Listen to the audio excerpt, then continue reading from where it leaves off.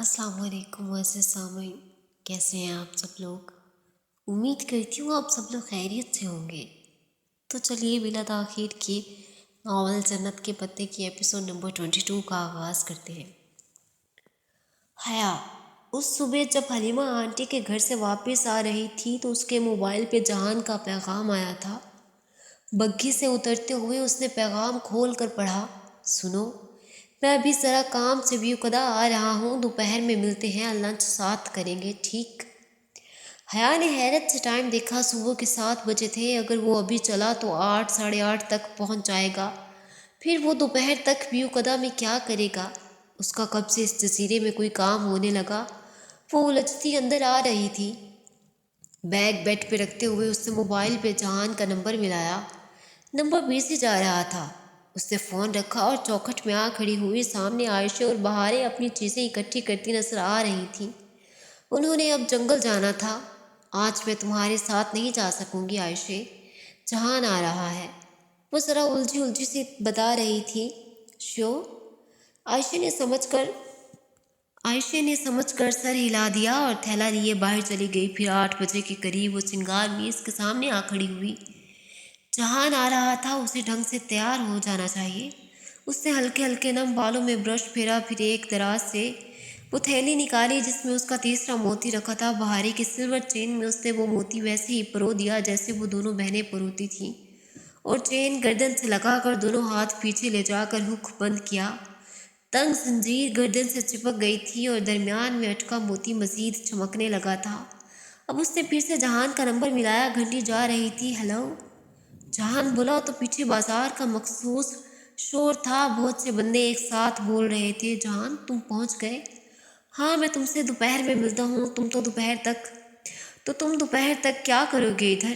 वो ज़रा रुका, मैं एक दोस्त से मिलने आया था, अभी उसके पास जा रहा हूँ। कौन सा दोस्त? अचंभे से पूछते हुए उसे एहसास हुआ जहान ने सिवाय अली करामत और उसकी माँ के कभी अपने दोस्तों का जिक्र नहीं किया था। क्या उसका कोई दोस्त नहीं था या वो अपने दोस्त का जिक्र छुपा के रखना चाहता था? है कोई तुम नहीं जानती? अच्छा, मैं फारिग होकर कॉल करता हूँ। वो उजलत में लग रहा था। ओके। उसने फ़ोन कान से हटाया, फिर सोचा कि लंच पर ही पूछ लेगी, क्योंकि वो जहान को सफ़ेद महल में नहीं बुलाना चाहती थी। तो जल्दी से फ़ोन कान से लगाकर हेलो जहान कहा कि मुबादा उसने फ़ोन बंद न कर दिया हो। जहान भी फ़ोन बंद करने की बजाय कान से हटाकर दूसरी तरफ किसी से बात करने में मसरूफ़ था। उसे यकीनन हया का हेलो नहीं सुना था। वो तुर्की में कुछ कह रहा था, कोई मुबहम सा फिक्रा जिसमें हया को सिर्फ ओतल ग्रैंड समझ में आया था। साथ ही राब्ता मुनक़ता हो गया। ओतल ग्रैंड यानी होटल ग्रैंड। जहान ने होटल ग्रैंड का जिक्र किया। क्या वो होटल ग्रैंड जा रहा था? वो हैरान होने के साथ साथ परेशान भी हो गई। क्या जहान को इल्म नहीं कि वो अब्दुल रहमान पाशा का होटल है? पाशा तो अब भी कदम वापस आ गया है। लोग अमूमन रेस्टोरेंट्स में ही मिलते हैं, इसलिए उसने यकीनन अपने दोस्त को वही मकाम बता दिया होगा। और जहान तो सिरे से किसी अब्दुल रहमान पाशा को नहीं मानता था। फिर अच्छा छोड़ो, सब दोपहर में उससे मिलना तो पूछ लेना। सारे ख्यालात जहन से झटकती वो पजल बॉक्स लेकर उठी और स्टडी में आ बैठी। कुछ देर तो वो बॉक्स को उलट पुलट कर देखती रही। फिर एकदम एक नहज पे पहुंचकर वो बॉक्स मेज़ पर रख कर उठी और तेज़ी से सीढ़ियाँ फलांगती नीचे आई। जर्द लंबे फ्रॉक पे उसने भूरा स्टोल छानों के गिर्द सख्ती से बाल यूं ही कंधे पे खुले छोड़ दिए और पर्स में काली मिर्च का स्प्रे रखकर वो बाहर निकल आई। उसे मालूम था कि वो जब तक जहान को और होटल ग्रैंड को नहीं देख लेगी उसे बेचैनी रहेगी। अब चाहे उसके लिए उसे तन्हा क्यों न सफ़र करना पड़े। वैसे भी जजीरा छोटा सा था। होटल ग्रैंड और उसके अकबी फूलों की मार्केट उस महल से करीबन 15 मिनट की हॉर्स राइड पे थी, मगर बंदरगाह से उस जगह का फासला 5-10 मिनट ऊपर था। क्या तुम मुझसे 10 मिनट में फूलों की मार्केट पहुंचा सकते हो? उसने 5 लीरा के 2 कड़कड़ाते नोट बग्गीबान के सामने करके संजीदगी से पूछा। बग्गीबान ने एक नज़र नोटों को देखा और दूसरी नज़र उस पर डाली। तमाम। ओके। अगले ही लम्हे उसकी बग्गी के दोनों घोड़े पथरीली सड़क पे दौड़ रहे थे। वो एक लंबी सीधी सड़क थी जो दो रोइयां दरख्तों से घिरी थी और उसके आखिरी सिरे पे होटल ग्रैंड की बुलंद वाला इमारत खड़ी थी। इमारत के पीछे साहिल था, गो वो यहाँ से नजर नहीं आता था। इमारत पूरी कॉलोनी में मुमताज़ दिखती थी क्योंकि आसपास छोटे मोटे कैफ़े थे या फिर फूलों की दुकानें। फूलों की मार्केट यहाँ से शुरू होकर होटल के अकब में पिछली गली तक फैली थी। वो फूलों के एक स्टॉल पे जा खड़ी हुई और यूं ही बेतवज्जी से फूल उठा उठा कर देखने लगी। बेचैन निगाहें बार बार उठकर होटल के दरवाजे का तवाफ करती। पता नहीं जहान ने आना भी था या उसने यूं ही इस होटल का तस्करा किया था। तभी गली के सिरे पे एक बग्घी रुकती दिखाई दी। उसमें से नीचे उतरने वाला बिलाशुबा जहान ही था। उसने सर पे सुर्ख पिकैप ले रखी थी और अब वो वॉलेट से पैसे निकाल कर बग्घीबान को दे रहा था। हया जल्दी से एक ऊंचे शेल्फ के पीछे जा खड़ी हुई जिस पे गमले रखे थे। गमलों और फूलों की झुकी टहनियों के दरमियान दर्जों से उसे वो मंजर नजर आ रहा था। पैसे देकर वो आगे बढ़ गया। वो अब होटल के मुखालिफ सिमत में सर झुकाए जेबों में हाथ डाले चलता जा रहा था। उसका रुख होटल की अकबी गली की जानिब था। बेचारा आया होगा किसी दोस्त से मिलने। वो क्यों उसके पीछे पड़ गई है? वो क्यों उसका ताकुब कर रही है? उसे झुंझला कर खुद को कोसा। जहान के आसपास सड़क पे बहुत से लोग दूसरी सिमत जा रहे थे। वो भी उसी रेले के पीछे चल दी। अब जहान को पुकारना बेवकूफ़ी के सिवा कुछ न था। बस वो कहीं किसी कैफ़े में चला जाए तो वो वापस चली जाएगी। गली के दोराहे पे फूलों का एक बड़ा सा स्टॉल लगा था। वो उसके सामने आ खड़ी हुई और एक फ्लोरल मैगजीन उठाकर चेहरे के सामने कर लिया। मैगजीन के अतराफ से गली का अकबी हिस्सा नजर आ रहा था। जहाँ दूर आखिरी सिरे पे होटल ग्रैंड की पुश्त थी। वहाँ एक छोटा सा प्राइवेट पार्किंग लॉट बना था। मुस्तैद गार्ड्स पहरा दे रहे थे। यकीनन वो होटल के मालकान के लिए था। वो यकीनन वहाँ पर कोई प्राइवेट लिफ्ट भी होगी जो होटल के आला ओहदेदारान को डायरेक्ट अपने फ्लोर तक पहुँचा देती होगी। उसने मैगजीन के कवर का किनारा जरा सा मोड़ कर देखा। जहान उसी तरह सर झुकाए चलता हुआ सामने जा रहा था ग्रैंड के अकबी तरफ। सेल्समैन अब उससे क्या चाहिए पूछ रहा था। ट्यूबिस सब्ज रंग के ट्यूलिप मिल सकता है? उसने एज की ट्यूलिप के फूलों को देखते हुए रंग पूछा जो इस्तांबुल क्या पूरा अर्ज में भी शायद ही मिलता उसके ख्याल में। सब्ज रंग का ट्यूलिप। दुकानदार जरा हैरान हुआ, फिर बोला मिल जाएगा। इतने ज़्यादा क्यों होते हैं ट्यूलिप इस्तांबुल में? जहाँ देखो ट्यूलिप्स ही नज़र आते हैं। उससे जल्दी से दूसरा सवाल झाड़ा कुन अखियों से। इससे जहान अब पार्किंग लॉट तक पहुँचता नजर आ रहा था। वहाँ रुककर उसने वॉलेट निकाल कर गार्ड्स को कुछ दिखाया, शायद अपना आईडी कार्ड। रफ़ी में सर हिलाकर जवाबन कुछ कह रहा था। ट्यूलिप्स तो इस्तांबुल का सिंबल है। क्या आपने ट्यूलिप फेस्टिवल के बारे में?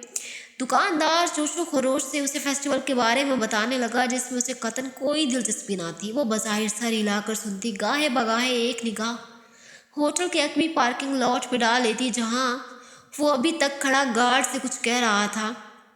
जब तक वो वापस पलटा। हया स्टूल पे बैठकर मैगजीन चेहरे के सामने किए फूलों में कैमोफ्लेज हुई बैठी थी। अब बस जहान चला जाए तो वो भी खामोशी से निकल जाएगी। किसी ने नरमी से मैगजीन उसके हाथ से खींचा। उसे चौंक कर देखा। जब अपना चेहरा छुपाने के लिए मैगजीन उसके सामने करते हैं तो उसको उल्टा नहीं पकड़ते। ऐन उसके सर पे खड़े जहान सिकंदर ने नर्म से मुस्कुराहट के साथ कहकर मैगजीन सीधा करके उसे थमाया। अगर ज़मीन में गड़ जाने से ज़्यादा मुबालगा आमेज मुहावरा होता तो वो उस वक्त हया सुलेमान पे सादिक उतरता। वो कदरे बौखला कर खड़ी हुई।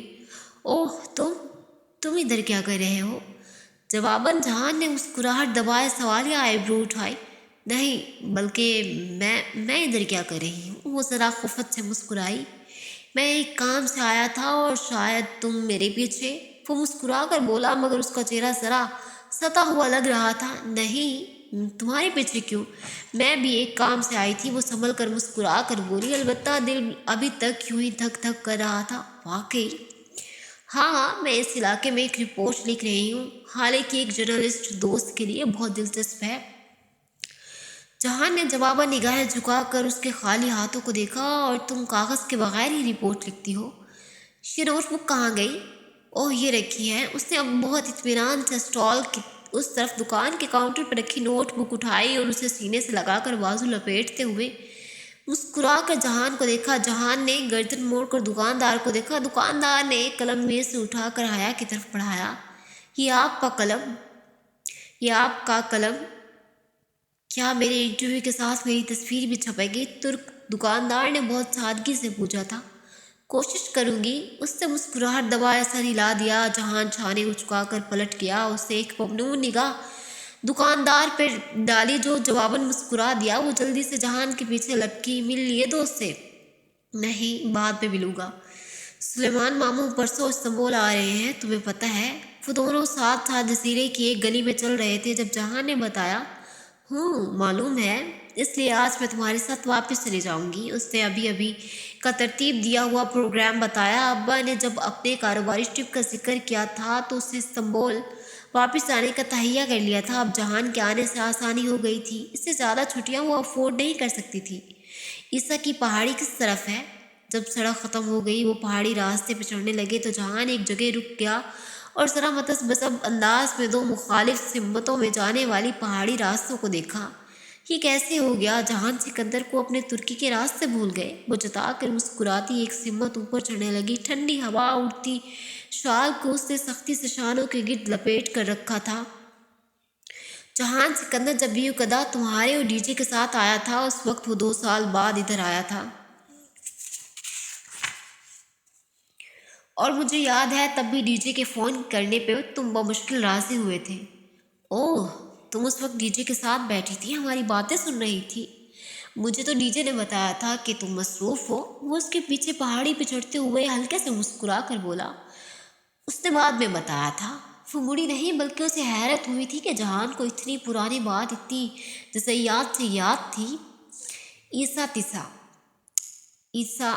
عیسیٰ کی پہاڑی کی چوٹی پہ بھولی ہوئی چھوٹی چھوٹی باتیں کرتے پہنچ ہی گئے تھے۔ پہاڑی کی چوٹی کسی سبز لان کی طرح چپٹی اور گھاس سے ڈھکی تھی۔ وہاں فاصلے پہ بہت اونچے درخت تھے، یوں جیسے کسی یونیورسٹی کیمپس کا لان ہو۔ دور دور ٹولیوں میں لوگ بیٹھے تھے۔ ایک طرف ایک چکور بلاک کی مانند لکڑی کی عظیم الشان قدیم عمارت تھی۔ وہ ایک خستہ حال قدیم یونانی یتیم خانہ تھا جس کو دیکھنے لوگ دور دور سے عیسیٰ کی پہاڑی بھی آتے تھے۔ وہ دونوں ایک درخت تلے آ بیٹھے، حیا نے تنے سے ٹیک لگائی جبکہ جہان اس کے قریب ہی کوہنی کے بل گھاس پہ نیم دراز ہو گیا۔ اسے بے اختیار ٹاپ کیپی کا کہ عقبی برآمدے کا منظر یاد آ گیا جب وہ دونوں اسی طرح بیٹھے تھے۔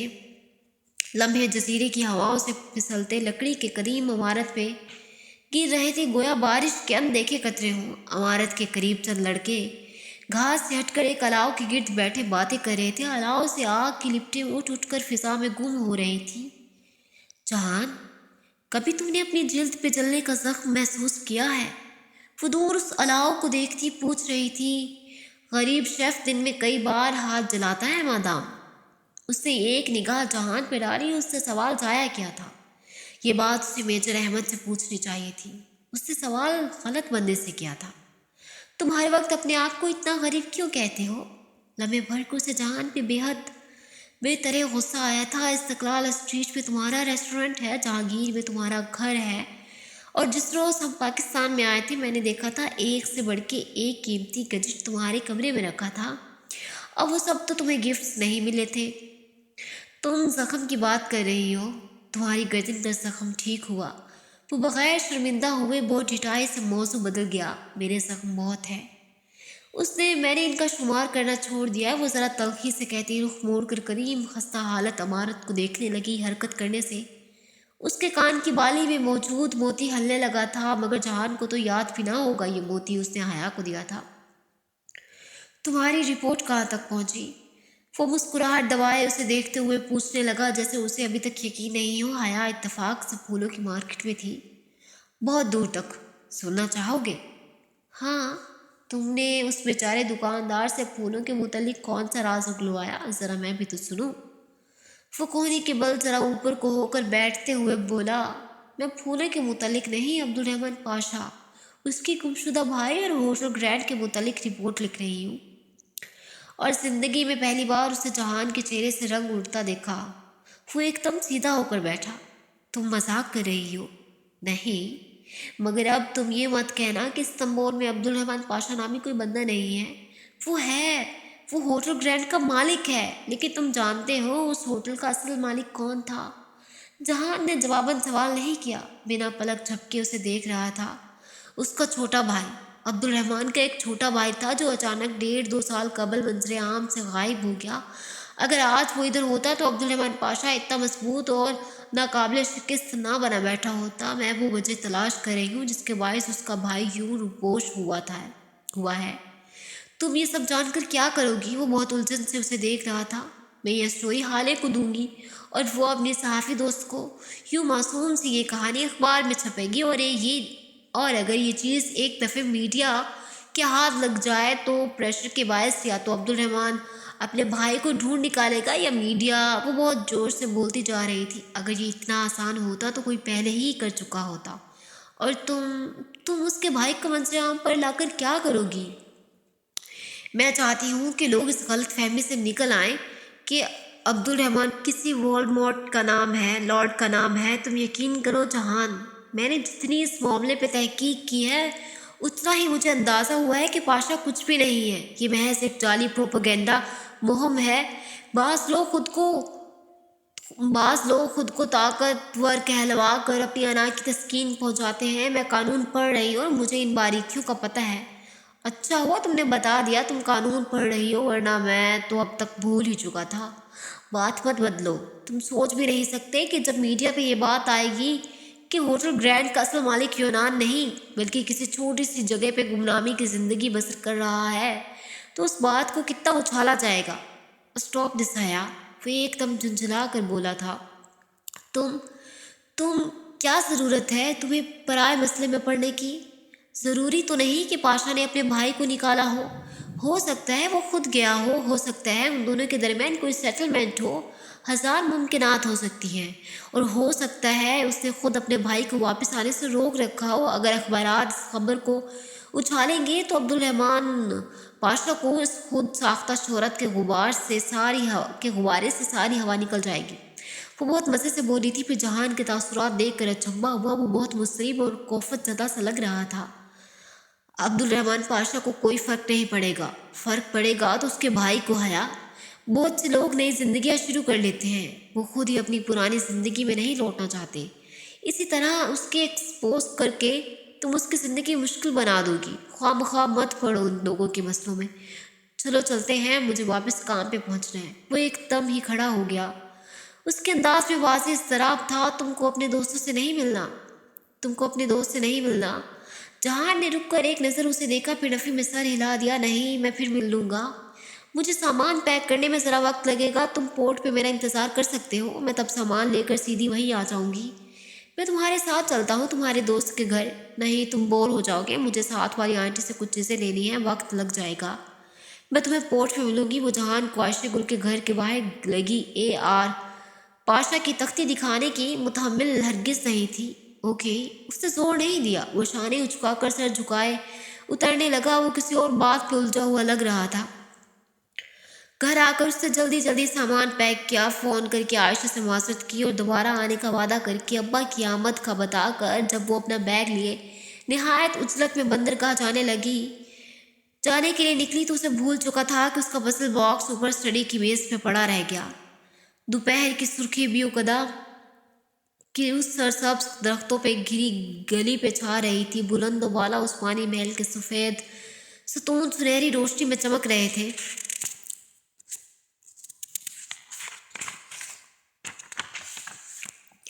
अब्दुल रहमान टाई की नोट ढीली करता गोल चक्करदार सीने ऊपर चढ़ रहा था। उसके जूतों की धमक पे किचन में काम करती आयशा की सब्जी काटते हाथ रुक गए। घर में जूतों समेत सिर्फ अब्दुल रहमान ही घुमा करता था। वो मिडिल क्लास तुर्कों की तरह घर से बाहर कभी जूते नहीं उतारता था, बल्कि इस्तांबुल की हाई इलियट की तरह कालीन पे भी जूते पहन के बहुत तफाखुर से चला करता था। आयशा ने सुबह ही उसे SMS कर दिया था कि हया कल चली गई है और रात में आने भी आ गई थी। वो चाहे तो घर आ सकता है। सो वो आ गया था। उसने जल्दी से सिंक की टूटी खोली और हाथ धोए और उन्हें खुश्क किए बिना बाहर निकली तो उसे अब्दुल रहमान बलाई मंजिल की राहदारी के पहले दरवाजे में दाखिल होता दिखाई दिया। वो स्टडी में जा रहा था। आयशा तेज़ कदमों से उसके पीछे सीने चढ़ने लगी। स्टडी रूम का दरवाज़ा पूरा खुला था। عبد الرحمن ایک بک شیلف کے سامنے کھڑا کتابیں الٹ پلٹ کر دیکھ رہا تھا۔ السلام علیکم، اس نے چوکھٹ میں رک کر سلام کیا۔ وعلیکم۔ وہ ہاتھ میں پکڑی کتاب کے صفحے پلٹ رہا تھا۔ وہ اتنے دن بعد کر آیا تھا مگر اس کا انداز ویسا ہی تھا۔ تم کب آئے؟ ابھی۔ وہ کتاب رکھ کر اسٹڈی ٹیبل کی طرف آیا اور دراز کھول کر اندر رکھی اشیاء ادھر ادھر کرنے لگا۔ کیا ڈھونڈ رہے ہو؟ عائشہ کو بے چینی ہوئی۔ کچھ پیپرز تھے اور ایک کتاب بھی۔ وہ ابھی گھٹنے کے بل زمین پہ بیٹھا نچلی دراز کھول رہا تھا۔ تم ابھی تک مجھ سے ناراض ہو؟ وہ اداسی سے بولی۔ نہیں، وہ بنا پلٹے بولا۔ میرا وہ مطلب نہیں تھا۔ میں نے جو بھی کہا تھا آنے کے لیے کہا تھا۔ اتنا عرصہ ہو گیا مگر تم نے اس دن کے بعد مجھ سے کبھی ٹھیک سے بات نہیں کی۔ عائشہ میرے معاملات میں مت بولا کرو۔ اس نے مڑ کر ایک سخت نگاہ عائشہ پہ ڈال کر کہا اور واپس پلٹ گیا۔ تم نے اپنی دوست کو میرے سوکالڈ بھائی کے بارے میں بتایا نا؟ اس نے مجھے خصوصاً یہ بتانے کے لیے فون کیا تھا۔ تمہیں یہ نہیں کرنا چاہیے تھا۔ میں تمہارے حکم کی پابند تو نہیں ہوں عبد الرحمن، عائشہ نے نرمی سے مگر خفا لہجے میں کہا۔ بہارے نے ہماری لڑائی کا ذکر کیا تو میں پوری بات بتا دی۔ اس سے کیا ہوتا ہے؟ آنے کی در ہے؟ وہ اب ٹیبل پہ رکھی کتابیں اٹھا کر کچھ ڈھونڈ رہا تھا۔ وہ سو رہے ہیں وہ کہہ کر پلٹ گئی۔ جاتے ہوئے اس کا چہرہ بہت خفا اور اداس سا تھا۔ وہ چلی گئی تو عبد الرحمن نے پلٹ کر دیکھا، پھر برہمی سے سر جھٹکا۔ یہ لڑکی مروائے گی اسے کسی دن۔ سرخ جلد والی کتاب ایک فائل تلے رکھی تھی۔ اس نے گہری سانس لے کر کتاب اٹھائی۔ اس کے اندر وہ کاغذات پڑے تھے جو اس نے پہلے وہاں رکھے تھے۔ کتاب اٹھا کر وہ پلٹنے ہی لگا تھا کہ اس کی نگاہ ایک شے پہ رک گئی۔ وہ ایک سیاہی مائل پزل باکس تھا جس کے چاروں اطراف جلی ہوئی لگتی تھی۔ وہ ان پہ سنہری حروف ابھرے ہوئے تھے۔ عبد الرحمن نے کتاب واپس رکھی اور آہستہ سے وہ باکس اٹھایا، پھر اس کو الٹ پلٹ کر کے وہ سطور دیکھنے لگا۔ ایک شیٹ تلے کوڈ بار کے 6 چوکھٹے بنے تھے اور ان میں متفرق حروف بھی ابھرے ہوئے تھے۔ وہ باکس پکڑے باہر آیا۔ عائشہ کچن سے اسی وقت نکلی جب وہ سیڑھیاں اتر رہا تھا۔ عبد الرحمن نے نامحسوس انداز میں باکس والا ہاتھ پیچھے کر لیا۔ عائشہ نے اسے نہیں دیکھا تھا۔ وہ سیدھی اپنے کمرے میں چلی گئی۔ وہ راہداری سے گزر کر پچھلے دروازے سے ہوتا ہوا عقبی باغیچے میں آیا۔ وہاں کونے میں عائشہ کی ورک ٹیبل تھی جس پہ بہارے کوئی کلرنگ بک میں رکھ کے رنگ بھر رہی تھی۔ بہارے سے وہ آتے ہی مل چکا تھا، سو اب اسے آتے دیکھ کر وہ سادگی سے مسکرا دی۔ بہارے؟ وہ مدھم مسکراہٹ لبوں پہ سجائے اس کے قریب آیا اور پزل باکس اس کے سامنے کیا۔ یہ کس کا ہے؟ او، یہ تو حیا کا ہے، وہ یہی بھول گئی۔ وہ حیرت سے بولی، کل اس کا کزن آیا تھا تو اسے جلدی میں جانا پڑا۔ تمہیں پتہ ہے اس کا کزن بہت ہینڈسم ہے۔ یہ حیا کا ہے؟ ہاں، یہ اسے کسی نے دیا تھا۔ کس نے؟ وہ بنا پلک جھپکے بہارے کی آنکھوں میں دیکھ رہا تھا۔ یہ تو مجھے نہیں پتا۔ بہارے نے شانے اچکا دیے۔ کیا یہ عائشہ نے بنایا ہے؟ ہاں، مگر تم مجھ سے پوچھنا نہیں۔ اس کے خریدار نے تمہیں بتانے سے منع کیا تھا۔ بہارے کی آواز سرگوشی میں بدل گئی۔ وہ مسکرا دیا۔ اس لیے تو میں تم سے پوچھ رہا ہوں، کیا تم اس کو کھول سکتی ہو؟ نہیں، اس کی پہیلی ابھی حیا حل نہیں کر سکی تھی۔ تم کر سکتے ہو؟ بہارے کی آنکھیں چمک اٹھی۔ شاید، مگر بہارے گل؟ وہ ذرا سا جھکا اور دھیرے سے بولا، یہ باکس میرے پاس ہے اور یہ بات میرے اور تمہارے درمیان راز رہے گی۔ تم حیا یا عائشہ کو نہیں بتاؤ گی اس بارے میں، ٹھیک؟ بہارے نے الجھتے ہوئے سر ہلا دیا۔ مگر تم اس کو توڑنا نہیں، توڑ کر کھولنے سے اس کے اندر کی موجود شے تمہارے کام کی نہیں رہے گی۔ وہ سر ہلا کر واپس پلٹ گیا۔ بہارے اپنی کلرنگ بک چھوڑ کر اس کے پیچھے آئی۔ وہ جب تک اندر آئی عبد الرحمن اوپر جا چکا تھا۔ وہ دبے پاؤں زینے چڑھنے لگی۔ تیسری منزل پہ عبد الرحمن کے کمرے کا دروازہ نیم وا تھا۔ بہارے نے چوکھٹ کے قریب سر نکال کر جھانکا۔ عبد الرحمن پزل باکس الماری میں رکھ رہا تھا۔ الماری کا پٹ بند کر کے اس نے لاک لگایا اور چابی اپنے بیڈ کے سائڈ ٹیبل کی دراز میں ڈال دی۔ بہارے جلدی سے پیچھے ہٹ گئی اور بلی کی چال چلتی واپس اتر گئی۔ عبد الرحمن نے وہ باکس کیوں رکھ لیا؟ اس کا ذہن کچھ بھی سمجھنے سے قاصر تھا۔ ابا آج صبح پہنچے تھے۔ وہ اب مرمرہ ہوٹل میں تھے۔ مرمرہ ہوٹل ٹاکسی میں واقع تھا۔ حیا اور ڈی جے نے غریب عوام کی طرح وہ شاندار ہوٹل باہر سے ہی دیکھا تھا۔ اگر ڈی جے ہوتی تو وہ دونوں اس بات کو بہت انجوائے کرتے کہ ابا اب اس ہوٹل میں رہ رہے ہیں۔ اس کا ڈور روم ڈی جے کے بغیر بہت ادھورا سا تھا۔ डीजे अभी तक वही थी, वो तो जैसे कहीं गई ही नहीं थी। हाले ने कल डोरूम बदल दिया। वो वो डीजे के बंक पे मुंतकिल हो गई थी। अलबत्ता उन दोनों ने उस बंक से मुल्हका मेज पे डीजे की टूटी ऐनक टेप से जोड़ कर रख दी थी। रात अंजुम बाजी और हाले उसके पास रुक गई थी। वो तीनों घंटों डीजे की बातें करते रही थी। जब पहली दफ़ा आपसे मिले तो उसे आपके इंडियन होने पे बहुत एतराज़ था। उसे पाकिस्तानी का T20 फाइनल में आखिरी बॉल पे मिसबा के आउट होने का बहुत दुख था। उसने उसके बाद क्रिकेट देखनी ही छोड़ दी थी। बाज़ दुख असल वाक़यात से बड़े हो जाते हैं। जैसे डीजे की मोहब्बत से डीजे का दुख बढ़ गया था। और इस्तक़लाल स्ट्रीट में जब उसके और हाले के पास बहुत से वाक़यात थे। वो यादों से निकल कर जब सोई तो सुबह देर से उठी। आज छुट्टी थी और अब उसे अब्बा से मिलने जाना था। सो अब वो उसी लिए तैयार हो रही थी। जो गहरा सब्ज फ्रॉक उसने पहना था वो ये वही था वो डीजे के साथ आखिरी दफ़े फूफो के घर पहन कर गई थी। बिल्कुल पाकिस्तान का झंडा लग रही हो। कुछ याद करके वो उदासी से मुस्कुराई और परफ्यूम उठाया। अभी उसने स्प्रे नोजल पे अंगूठा रखा था कि बहारें कहीं आस पास से चीखी थी ये क्या कर रही हो। अच्छी लड़कियां इतना तेज़ परफ्यूम लगाकर बाहर नहीं जाया करती। वो एकदम रुक गई। उफ, आयशा गुल और उसकी अच्छी लड़की। उसे इन बातों को अपने जहन पे हावी नहीं करना चाहिए। उसने दोबारा नोजल दबाना चाहा मगर पता नहीं क्यों उसने परफ्यूम वापस रख दिया। अपने बाजू के ऊपरी हिस्से पे दागे गए अल्फाज पे वो पहले ही स्किन कलर का बैंडेज लगा चुकी थी। फ्रॉक के शिफॉन के आस्तीनों से बाजू झलकते थे। कलर बैंडेज ने उसको ढांप लिया था। उसने सब दुपट्टा ठीक से शानों पे फैला लिया और खुले बालों को कंधे के एक तरफ डालती बाहर निकल आई। अच्छी लड़कियां बाल खुले खोल कर बाहर नहीं निकलती। वो अपने जहन में गूंजती आवाज़ों को नज़रअंदाज करती सीढ़ियाँ उतर रही थी। अच्छी लड़कियां अल्लाह ताला की बात मानती हैं। वो सर झटकती आखिरी सीना फलांग आई। अच्छी लड़कियां, अच्छी लड़कियां। उसने अपना सर उठाकर आसमान को देखा। अंधेरे पे अंधेरे, लहर पे लहर। सुबह के वक्त भी उसे हर तरफ अंधेरा लगने लगा था। उसकी रोशनी कहाँ थी। वो बेदिली से छोटे छोटे कदम उठाती अंजुम बाजी के अपार्टमेंट की तरफ आ गई। अंजुम बाजी अपना चार्जर उसके कमरे में भूल गई थी। उनका चार्जर लौटा कर उसने अब चले जाना था मगर पता नहीं क्यों रुक गई। अंजुम बाजी, मेरे बालों की फ्रेंच ब्रेड बना देंगी? उसने खुद को कहते सुना। हाँ श्योर, इधर बैठो। अंजुम बाजी ब्रश लेकर उसके बाल संवारने लगी।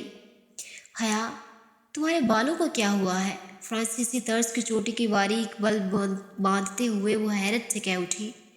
वो ज़रा सी चौंकी। क्या हुआ? तुम्हारा स्कैल्प की जिल्द का रंग ऐसा सुर्ख पूरा सा हो रहा है। छाले हुए थे बालों में? नहीं, एक शैम्पू रिएक्ट कर गया था, बस चंद दिन में ठीक हो जाएंगे। उसने उनसे ज़्यादा खुद को तसल्ली दी। चोटी बनाते हुए बाल खींच रहे थे और सिर की जिल्द दर्द कर रही थी मगर वो बर्दाश्त करके बैठी रही। आयशा ने जब वो वैक्स उतारी थी तो उसके बालों को कितना नुकसान हुआ था कितना नहीं, आयशा ने तफसील उसे कभी नहीं बताई। उसे नहीं मालूम था कि कभी वो उस सारे वाक़ये की तफसील दोबारा सुन पाएगी या नहीं।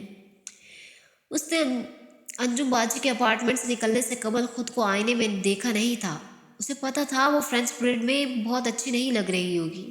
हसीन हुसैन और मोमल गोरसल से उतर रहे थे जब वो स्टॉप पे पहुंची। हुसैन और मोमन गोरसल शटल से उतर रहे थे जब वो स्टॉप पे पहुंची। मोहतसिम से कहना मुझे उसको कुछ दिखाना है। वो नर्म मुस्कुराहट के साथ हुसैन से कुछ कहकर बस में चढ़ गई। वो वापस आ जाए फिर मोहतसिम के साथ मिलकर पजल बॉक्स की पहेली हल करने की कोशिश करेगी। मरमरा होटल टॉक्सिम डिस्ट्रिक्ट में वाक़ था। शीशों से ढकी बुलंद वाला इमारत, गोया कोई ऊंचा सा टावर हो। अंदर से वही चमकता, आंखों को खीरा करता मंजर। वो पतली सी हील से पूरा एतमाद अंदाज में चलती लॉबी में आई थी। अब्बा ने बताया था कि वो लॉबी में होंगे और वो उसे दूर से ही नजर आ गए थे। उनका उसकी तरफ नीम रुख था। वो खड़े किसी से मुहव्वे गुफ्तगू थे। वो उनकी तरफ बढ़ने ही लगी थी कि निगाह अब्बा के साथ खड़े दोनों अफराद पे पड़ी। एकदम उसके पाँव बर्फ़ की सल बन गए। अब्बा के साथ कोई और नहीं, उनकी कारोबारी शराकत दार लगारी अंकल और वलीद लगारी थे। गोया करंट खाकर हया मुड़ी और तेज़ी से एक दूसरी राहदारी में आगे बढ़ती चली गई। सच शुक्र उनमें से किसी की नज़र उस पर नहीं पड़ी थी। वो काबिल नफरत शख्स कहाँ से आ गया, उसका सामना कैसे करेगी, वो क्या करेगी? اس کی کچھ سمجھ میں نہیں آ رہا تھا، بس وہ بنا دیکھے لیڈیز ریسٹ روم کی طرف آ گئی۔ وہاں آئینے سے ڈھکی دیوار کے آگے قطار میں بیسن لگے تھے۔ وہ ایک طرف باتھ روم کے دروازے میں تھی۔ ایک ترک لڑکی ایک بیسن کے سامنے کھڑی آئینے میں دیکھتی لپسٹک درست کر رہی تھی۔ حیا اس سے فاصلے پہ آئینے کے آگے کھڑی ہو گئی، اپنے عکس کو دیکھتی ہوئی۔ اس نے بے اختیار گردن پہ ہاتھ رکھا۔ جب ولید نے اس کا دوپٹہ کھینچا تھا تو اس کی گردن پہ رگڑ آئی تھی۔ ڈولی کا کھردرا ہاتھ، اس کا فرائنگ پین، مگر یہاں کوئی ڈولی نہیں تھا جو اس کے لیے آ جاتا۔ وہ اکیلی تھی، کس سے مدد مانگے، اس سے جو کسی مشکل میں اس کے ساتھ نہیں ہوتا تھا۔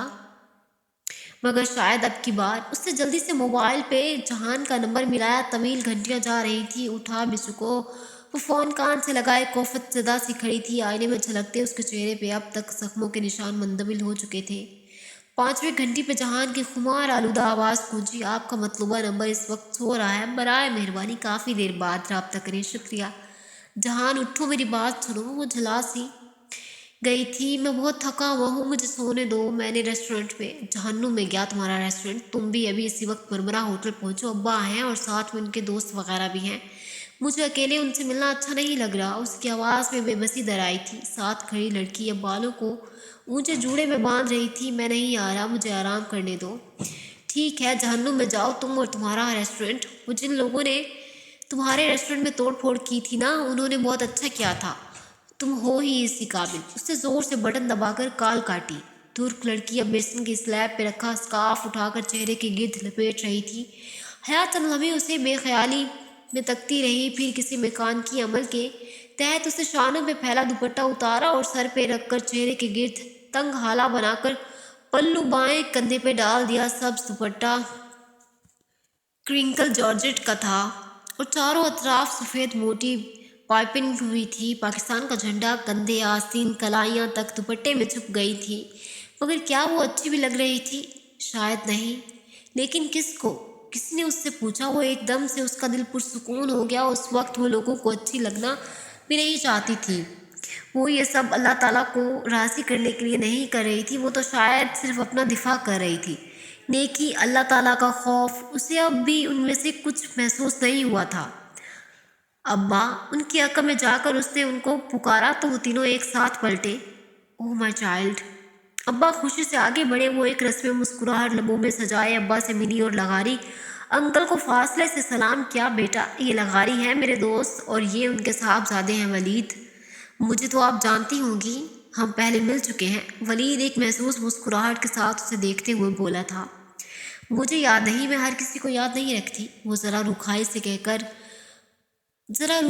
کہہ کر وہ ابا کی طرف مڑی اور اپنی بات کا رد عمل آنے سے قبل ہی بولی، آپ کو کدھر لے کر جاؤں ابا؟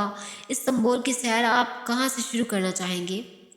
میرا خیال ہے انکل استقلال اسٹریٹ چلتے ہیں، اس رونق کے بارے میں بہت سنا ہے۔ ولید کی مسکراہٹ ذرا سمٹی تھی مگر وہ ابھی بھی مایوس نہیں ہوا تھا۔ استقلال اسٹریٹ کی رونق سے اس کا اشارہ اس جگہ کے بازار اور نائٹ کلبز کی طرف ہی تھا جہاں تم کہو تم زیادہ جانتی ہو استنبول کو۔ ابا مسکرا کر بولے تھے، میرا خیال ہے ابا ہم بلیو موسک نیلی مسجد چلتے ہیں، میں جہان کو بھی بتا دوں۔ وہ سارا پروگرام بنا کر موبائل پہ جہان کو میسج کرنے لگی۔ جان بوجھ کر بھی جہان کا نام لینے کے باوجود ان باپ بیٹے نے نہیں پوچھا کہ کون جان۔ اسے مزید کوفت ہوئی۔ اس کوفت زدہ انداز میں اس نے میسج لکھا، ہم بلیو موسک آیا صوفیہ اور ٹاپ کپی جا رہے ہیں، تم اسی جگہ آ جاؤ اور اگر تم نہ آئے تو میں تم سے کبھی بات نہیں کروں گی۔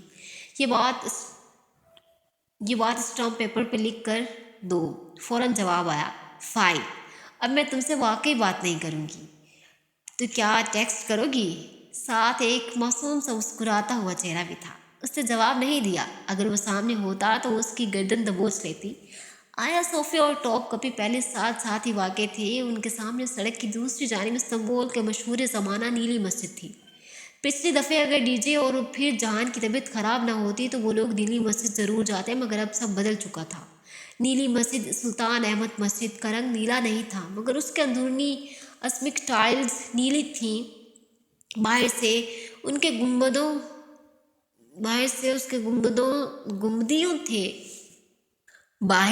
اس کے گنبد یوں تھے گویا چھوٹے چھوٹے پیالے الٹے رکھے ہوں۔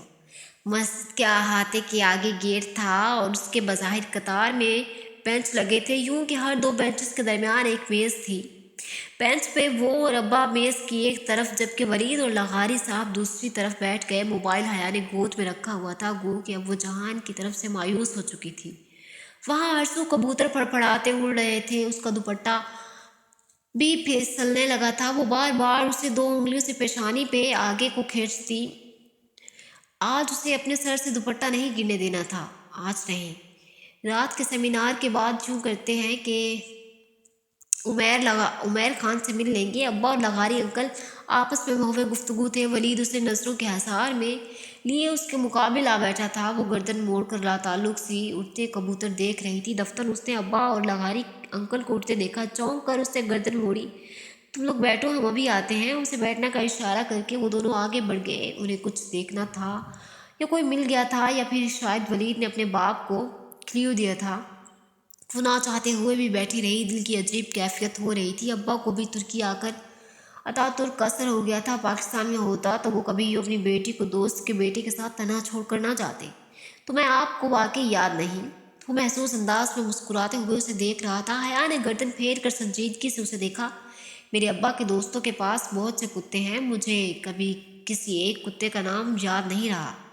वो जवाबन उसी तरह मुस्कुराए गया। बहुत नेक हो गई हैं आप, मगर इस सुर्ख रंग में आप बहुत अच्छी लगती हैं। वो लब भेजे रुख मोड़े बैठी रही। कुछ खाएंगी आप? क्या पसंद है आपको खाने में? आपको क्या पसंद है खाने में? Frying pan? अब के वो भी मुस्कुराना मुस्कुरा कर बोली थी। वो फिर भी ढिठाई से मुस्कुराता रहा। गाड़ी नहीं है आपके पास इधर? आपके साथ ड्राइव पे जाना मुझे अच्छा लगता है। वो उसे याद दिला रहा था एक संगीन गलती जिसका पर्दा वो कभी भी खोल सकता था। लम्हे भर को वो अंदर तक कांप गई। अपनी हद में रहे वलीद साहब, जो रात के अंधेरे में आपको फ्राइंग पैन की एक सर्फ से ज़मीन बोस कर सकता है, वो दिन की रोशनी में तो आपसे भी इससे भी बदतर कर सकता है। किसी एहसास के तहत उसने चेहरा मोड़ा था। दूर से जहान ने मुस्कुरा कर हाथ हिलाया। वो उन्हीं की तरफ आ रहा था। नीली जीन्स पे सफ़ेद टी शर्ट में मलबूस उसके चेहरे से लग रहा था वो अभी अभी सोकर उठा। हया की अटकी सांस बहाल हुई। उसे ज़िंदगी में कभी जहान को देखकर इतनी खुशी नहीं हुई थी जितनी उस वक्त हो रही थी। वो बेख्तियार उठी, गोद में रखा मोबाइल ज़मीन पे जा गिरा। वो चौंकी और जल्दी से झुक कर फ़ोन उठाया। उसके स्क्रीन पे बड़ी सी खराशें पड़ गई। क्या हुआ? उसकी निगाहों के ताक़ुब में देखते हुए वलीद भी साथ ही उठा। जी मैडम, आप अपनी बात पे कायम हैं, वो मुस्कुरा कर कहता उसके करीब आया। फिर निगाह वलीद पे पड़ी तो उसने सवालिया नज़रों से हया को देखा। जहान ये अब्बा के दोस्त के बेटे हैं। अब्बा इनके वालिद के साथ अभी वो आ गए। अब्बा और लगारी अंकल सामने से चलते आ रहे थे। जहान को देखकर अब्बा के चेहरे पे खुशगवार हैरत उभरी। सॉरी मामू, मैं एयरपोर्ट नहीं आ सका। मम्मी ने बताया था कि आपने खुद मना कर दिया था। अब्बा से मिलकर वो मधुम सा मुस्कुराहट के साथ बता रहा था। लगारी अंकल और वलीद से भी वो खुशी से मिला था। अलबत्ता वो दोनों इस्तफहामिया नज़रों से सुलेमान साहब को देख रहे थे। इट्स ओके, ऑफिशियली पिक कर लिया गया था हमें, इसलिए मैंने सबीन को मना कर दिया था। जहान ने मुस्कुरा कर सर को जम्बिश दी। फिर निगाह लगारी अंकल के सवाल या तासुरात में पड़ी तो जैसे जल्दी से वजाहत दी। मैं जहान सिकंदर हूँ, सुलेमान मामू का भांजा और दामाद। हया का हस्बैंड। मरमरा का समंदर एकदम आसमान तक उठा और किसी थाल की तरह उस पर उंडेल दिया गया हो। वो उस बुछाड़ में बिल्कुल सुन सी हुई जहान को देख रही थी। जिस रिश्ते से के मुतल्लिक ना पूछने की उसने कसम खा रखी थी, उस रिश्ते का इकरार यूं उससे उस मंजरनामे में हो का उसने कभी तसव्वुर नहीं किया था। दामाद, ओ आई सी। लगारी अंकल ने बहुत मुश्किल मुस्कुरा कर सर हिलाया। फिर एक नज़र अब्बा पे डाली जो लम्हे भर को गंग रह गए, मगर जल्दी ही संभल गए। मुझे खुशी है जहान कि तुम आए। हालांकि वो उसके आने की बजाय किसी और बात पे खुश थे। सॉरी मामू, मुझे पहले आना चाहिए था, और अगर अब भी ना आता तो हया ने मुझसे सारी ज़िंदगी बात ना करने का इरादा कर लिया था। उससे मुस्कुरा कर कहते हुए हया को देखा और जवाबन धीरे से मुस्कुराई, जैसे वो दोनों हमेशा से ही ऐसे ही आइडियल कपल की तरह बात कर रहे हों, जैसे उनके दरमियान कभी कोई तल्ख कलामी ना हुई हो। वलीद लगारी के चेहरे की मुस्कुराहट फिर यूँ गायब हुई कि दोबारा मुस्कुरा ना सका। बाद में सारा वक्त वो मोहतात अंदाज में अपने बाप के साथ बैठा रहा। वो अपने सामने अपने शोहर और बाप के दरमियान बैठी लड़की अब नज़र डालने की भी जुर्रत नहीं कर रहा था। उस दोपहर जहान ने उन तीनों मेहमानों के बहुत अच्छे तरीके से तवाज़े की। ٹاپ کپی اور آیا صوفیہ میوزیم کی راہداریوں میں ان کے ساتھ لیے وہ ایک اچھے گائیڈ کی فرائض انجام دے رہا تھا۔ آج استنبول میں حیا کا پہلا دن تھا جب وہ بہت اعتماد سے جہان کے پہلو میں چل رہی تھی۔ تم ان دونوں کو ہوٹل ڈراپ کر کے ابا کو گھر لے جانا، میں خود ہی گھر آ جاؤں گی، ابھی مجھے یہاں کچھ کام ہے۔ واپسی کے وقت اس نے جہان سے دھیرے سے کہا تھا۔ وہ شانے اچکا کر بنا اعتراض کے ساتھ چلا گیا۔ ان کے جانے کے بعد وہ نیلی مسجد کے گیٹ کے اندر چلی آئی۔ اسے یہاں کوئی کام نہیں تھا، اسے بس کچھ وقت کے لیے تنہائی چاہیے تھی۔ مسجد کے احاطے میں سبزار پہ پانی کا فوارہ ابل رہا تھا، اونچے گنبدوں پر چھاؤں سے چھائی تھی۔ وہ سر جھکائے روش پہ چلتی اندر جا رہی تھی، اندھیروں پہ اندھیرے، اس کے اوپر لہر، اس کے اوپر بادل۔ اس کے قدموں میں تھکاوٹ تھی، اس شخص کی سی تھکاوٹ جس کا سراب اسے اندھیروں میں دھکیل دیتا ہے۔ زندگی کے 22 برس ایک دھوکے میں گزار دینے کے بعد اس کو آج پہلی بار لگا تھا کہ وہ سب صرف ایک سراب تھا، چمکتی ریت جسے وہ آب حیات سمجھتی تھی اور نہیں بنایا، جس کے لیے اللہ نے نور تو نہیں ہے اس کے لیے کوئی نور۔ اندر اس عظیم الشان حال میں وہ گھٹنوں کے گرد بازوؤں کا حلقہ بنائے، ٹھوڑی ان پہ جمائے، ساری دنیا سے لا تعلق بیٹھی تھی تو نہیں ہے اس کے لیے کوئی نور۔ اس نے ہمیشہ اپنی مرضی کی تھی، اس نے ہمیشہ اپنی مرضی کر کے غلط کیا تھا۔ اس نے بہت دفعہ اللہ تعالیٰ کو نہ کی تھی۔ اسے کبھی اس بات سے فرق نہیں پڑا تھا کہ اللہ تعالیٰ اسے کیسا دیکھنا چاہتا ہے۔ وہ ہمیشہ وہی بنی رہی جیسے وہ خود کو دیکھنا چاہتی تھی۔ وہ سمجھتا ہے اسے پانی یہاں تک کہ وہ اس کے قریب پہنچتا ہے تو وہاں کچھ نہیں پاتا، وہ اس کے قریب اللہ تعالیٰ کو پاتا ہے۔ اس نے آنکھیں بند کر کے چہرہ گھٹنوں میں چھپا لیا۔ جن دونوں اس کا تازہ یونیورسٹی میں ایڈمیشن ہوا تھا، اس نے دوپٹہ بالکل گردن میں لینا شروع کر دیا تھا۔ کتنا ڈانٹتے تھے تایا اور فرقان اور ابا بھی، شروع میں کچھ کہہ دیتے تھے، مگر جب وہ خاموشی سے ان کی بات سنی انسنی کر کے آگے نکل جاتی تھی تو رفتہ رفتہ سب نے کہنا چھوڑ دیا۔ اور پھر اس سفر کی نوبت کہاں پہنچی، اس کی ویڈیو کو مجری کا نام دے دیا گیا۔ ایک بدنام زمانہ آدمی اس کے پیچھے پڑا، سائمہ آئی اس کے بارے میں آگے پیچھے ہر جگہ نصیبہ باتیں کہتی پھرتی تھیں، اور ایک اغوا کار شخص نے اس کے بازو پہ وہ نام داغ دیا جو شرفا اپنے منہ سے نہیں نکالا کرتے۔ اس نے دھیرے سے سر اٹھایا۔ اللہ نور ہے آسمانوں اور زمین کا۔ لوگ کہتے ہیں مسجدوں میں سکون ہوتا ہے، کوئی اس سے پوچھتا تو وہ کہتی مسجدوں میں نور ہوتا ہے، نور اوپر نور کے۔ اس نے آہستگی سے گردن موڑی۔ اس کے بائیں طرف ایک 13-14 سال کا ترک لڑکا بیٹھا، جس کے ایک بازو پہ پلستر چڑھا تھا۔ وہ گمسم سی نگاہوں سے اوپر مسجد کی چھت کو دیکھ رہا تھا۔ نور کیا ہوتا ہے تم جانتے ہو؟ وہ اتنے ہولے سے بولی تھی کہ اپنی آواز بھی سنائی نہ دی۔ نور وہ ہوتا ہے جو اندھیری سرنگ میں دوسرے سرے پہ نظر آتا ہے، گویا کسی پہاڑی سے گرتا پگھلے سونے کا چشمہ۔ وہ اسی چھت کو دیکھتے ہوئے کہہ رہا تھا۔ اور کیسے نور ملتا ہے؟ جو اللہ تعالیٰ کی جتنی مانتا ہے اسے اتنا ہی نور ملتا ہے۔ کسی کا نور پہاڑ جتنا ہوتا ہے، کسی کا درخت جتنا، کسی کا شعلے جتنا، اور کسی کا پاؤں کے انگوٹھے جتنا۔ لڑکے نے سر جھکا کر اپنے پاؤں کو دیکھا۔